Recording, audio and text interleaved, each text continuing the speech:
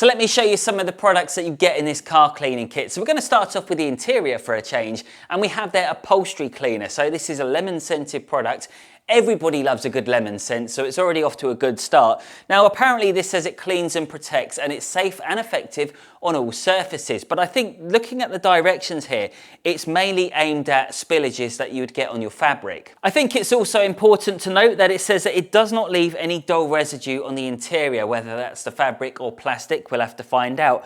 And it also says that it protects against water and dust. So are they saying this has got any hydrophobic properties for your fabric, or are they saying this has a built-in anti-static formula? I'm guessing it's going to be the second option, but I'm dying to see how this one's going to perform. Now it's time to jump onto the upholstery cleaner, and thankfully I had an old relic outside the studio, which had some nasty stains, so I wanted to see whether this basic cleaner could tackle the challenging marks. And much to my surprise, it did. It was fantastic. And bearing in mind I was only just using the spray, a scrub pad and a cloth, I was very impressed, and the smell of lemons was a nice touch too. Whoa!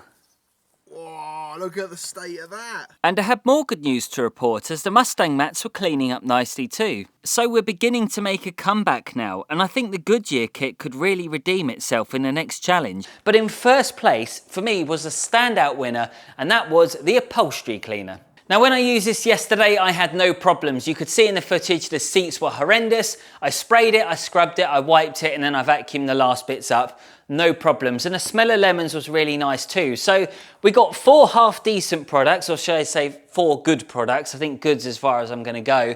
But then we got 4 products that I just really wouldn't want to use ever again. So it really is a bit hit and miss, but you've got to take it with a pinch of salt. In life, you get what you pay for. And I think this is a perfect example.